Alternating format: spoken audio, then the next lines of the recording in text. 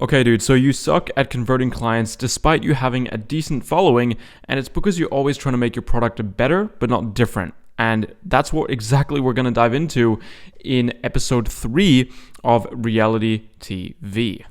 That was awesome. Okay, let's jump right into things. So feel free to take notes, guys. If this is the first time seeing me, then go back 2 videos on my channel to go to episode 1. But without further ado, this is going to be epic. Okay, so does this sound relatable in any way, right? You've got your brand in check, you've got your strategy in place, you're posting content, but when it comes to, making an offer, doing a call to action, it's just crickets. No one wants to work with you, which is frustrating because you know your product is better than everyone else's, and you're so focused on making it better all the time, but you're confused because no one is actually buying it. And because you're ambitious, you keep on persisting, but your fire and motivation is slowly fading, right? Maybe you even tried investing in mentors and stuff like that in the past, and they always tell you, you just need a better strategy. You just need a better strategy. Well, you don't need a better strategy, and I'll tell you why if you watch this video to the end. At this point, you put in hours and you want to scale, but you keep on hitting this wall. Now, it's time to shift beliefs, right? It's to come up with your own unique angle on why clients should work with you and nobody else. Okay, in this video, we're going to dive into how shifting beliefs is the only thing you should focus on if you want to scale, right? Now, let me just kind of emphasize this. You could have an amazing offer, you can have an amazing physique, whatever kind of product you're selling, but if you're not shifting beliefs, if you're not standing out and cutting through the noise, you're just going to seem like everyone else, and then you're going to be competing on price and not value. Okay, so that's why it's extremely important. Because the truth is, people don't just buy what you do. They buy why you do it and how you make them feel in the process. You don't just need to post more, but you need to connect deeper.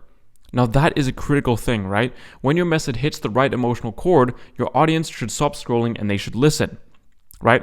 This is what I tell people all the time, like, just posting more isn't going to solve the problem. It's actually having a unique way, a unique message, a unique mechanism that ties this all together. And if you go to the previous episode, you'll learn how to do that. They trust, and when they trust, they buy, okay? So instead of just trying to be louder than everyone else, focus on being clearer than everyone else, right? You don't have to just constantly spread the same message over and over again. You have to have a new message that no one has really heard before, right? And what I'm telling you here, guys, is let's just say Apple, as an example. They sell the same goddamn phone every single year, but there's always hype around it. There's always this new look, this new thing, and people just buy the product. It's because they reinvent themselves, right? And I'm not saying you need to reinvent yourself every year, but you need to have something different that, let's be honest, guys, like the iPhone's a great product, but there's also a lot of other phones out there that are also great, but people see this as superior because the way that they shift beliefs, because the way that they present it, okay? Your story, your values, your unique lens is what turns followers into clients and content into conversions, okay? So let's just think of the Matrix, right? You've been doing what everyone else does. You've been following the rules. You've been taking like the advice from everyone. You're following the strategies that people tell you. But now, just fuck it. Now it's time to take the red pill and see things differently. Everything transformed for me once I came up with my own wording, once I came up with my own mechanisms of shifting beliefs, of including reality shifts in your brand, right? Because once you shift your perspective, you'll never see things the same way again, and then your message becomes magnetic, right? So in other words, be this guy. Pick the red pill, okay? So if you are following along, in this 4-episode series, we covered the dream client, right? We covered the vision assets, right? How to stand out and have a strong vision. Now we're going to get into a critical part before we get into the strategy, which is how to shift beliefs, right? I call this reality shifts, building your contrarian beliefs, which is the old versus new way, okay? And this is truly where the magic happens, okay? Because we'll create a contrarian position, which is an old versus new way of how you will do things, right? And the first thing is we need to choose what belief to change, right? You might be in the health niche, you might be in the relationship niche, you might be in the wealth niche, whatever it is, there's certain beliefs that people have that you need to shift for people to work with you, okay? So you need to pinpoint the default belief, right? Let's say the default belief is, if I want to lose weight, I need to track my calories and eat less. Let's say that's the default belief. Quantify its cost, right? It's causing a lot of pain. Define the new belief plus the mechanism behind it, right? I will show you how you can eat the exactly the same amount of food and feel full every single day, but still hit your weight loss goals. I call it the anti-calorie system, whatever you want to call it, right? Right, the core claim, people think X, which causes Y, but the truth is Z because of M, which is mechanism. Like, this is a pretty sick formula that you guys can steal from me. Because I'm a genius and this will solve your problems, right? So anchor in mechanisms, not opinions, explain the cause, effect like anyone else, right? I'll give you an example, guys. I was on an onboarding call with one of the new clients in Reality Creatr, and he was basically saying, oh, but my system is pretty similar to this other system that's already on the market. I'm like, yeah, innovate on it, improve it, recreate it, see if you can see its flaws, and make a new way of doing things, right? And that's always how you need to think, guys. As entrepreneurs, you are inventors, you're innovators, and you have to do the same with your coaching offer. Add obviously guardrails, limits, and context, right? You can have a bold claim, but you have to like back things up. For example, if you just implement reality shifts into your business, but you're not DMing leads, if you're not having conversations, if you're not like hopping on calls, like you're still not going to make money, no matter how many beliefs you shift, right? But maybe there's a different way, right? But anyway, pinpoint the default belief, the cost, the truth, and I'll give you an example, right? This is mine, right? As an example, I need to post more organically and get lots of views to get clients. That was the default belief that I saw. Cost. They're spending lots of time and effort to get views, but still aren't making money. The truth. You need qualified viewers to monetize, so you don't optimize for virality, but niche views using my Creatr 4 system, right? Which is the last part of the reality matrix, which is all about strategy, okay? Now that's just one part of my brand, right? I can also talk about how all the gurus are focusing on strategy and not, reality shifting messages, but that's for another time, okay? So, quick examples of different niches. Fitness, right? If you're in the fitness space, fat loss is a step count problem, not a willpower problem, because NEAT, non-exercise activity, drives total expenditure more than workouts. Maybe you want to simplify this for your audience to understand easier, but right, fat loss is not a step count problem. That's like quite a solid, like, bold claim, and here's why. Okay, career. If you're a career coach, portfolios outrank resumes because employees reduce risk with proof of work. Right? Maybe you can be a bit more creative with this, but that's an example. Okay, so now going on to the metrics to see if your belief shifts are even working, okay? So the percentage of comments repeating your language, right? I'll get into an example in a second. Inbound with your terms in the subject body. Win rates with tied to the specific method that you teach, or mentioned by peers disagreeing. Debate grows your belief shifts, okay? I'll give you an example. Like, sometimes friends of mine have clients and they're like, oh, Jay's doing this belief shift thing. It looks so interesting, right? Or I get DMs saying, oh, that's so cool, right? Or I hop on a sales call and people are like, oh, this reality shifts thing looks so interesting. That is all proof. This is a DM I got the other day. This is proof that your message is resonating. If people overlook your message and don't really agree with it, maybe try come up with a new, stronger message, okay? I'll implement some of your teachings. See? So like that's examples of how you can do this, okay? Now, I'm going to go over the core belief shifts and also like a hell of a lot of value here as well on how you can have a really strong message with not only your core message, but just your branding and your hooks in general, okay? So, by the way, guys, if this is getting boring, good, because you're not going to be successful. If this is boring, but you're watching it anyway, you will be successful, okay? This is the boring stuff that you need to do, okay? Belief shift number 1, going from problems to symptoms, right? When you call out a problem like gaining body fat, lack of leads, people just scroll, right?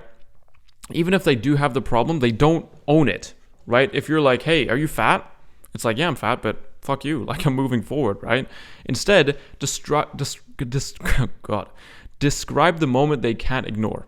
Every time you walk in the kitchen, you overeat. That's not theory, that's their Tuesday afternoon. And that's what stops the scroll, okay? Belief shift number 2 goes from goals to priorities. If you always mention, oh, you want to get your dream body, oh, you want to quit your 9 to 5, oh, you want to travel the world, that's nice goals, but no one wakes up and is like, oh, today I'm getting my 6-pack. Like, it just doesn't work like that. What people care about more is the urgent next move they can take action on, right? So instead, talk about do this 5-minute workout before breakfast to hit your calorie goals. Speak to now, not someday, right? The same goes for my message. I can tell people, hit 20K a month all the time, but I'm like, no, like shift beliefs. That's what's going to get you there. And that's what people can take action on. That's what turns followers into send me the damn invoice buyers, right? Symptoms hit harder than labels, okay? So belief shift number 3, dreams sell the vision. Sorry, I'll mention it. Go from dreams to milestones, okay? Dreams sell the vision, but they can also lead to overwhelm, right? Just like I said, having six-pack abs while on vacation, scaling without a team, marrying a dream spouse. Like, stop focusing on dreams, right? This is a bit different than goals, because goals is like the final end destination. Dreams is just like dreaming about specific outcomes, right? This feels too far away, right? So instead, talk about the first win on the path. Just a little micro win, right? Your first inbound DM from a dream client, dropping 2 pounds per week. Small wins feel possible, and if it feels possible, people will buy, okay? Awesome. Let's get into the last one, guys.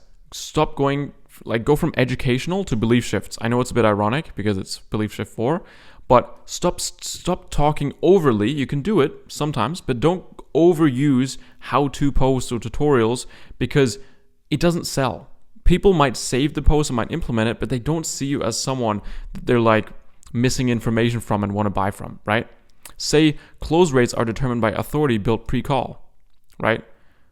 Education teaches, but belief shift transforms their perspective. And that's what makes you the only choice, right?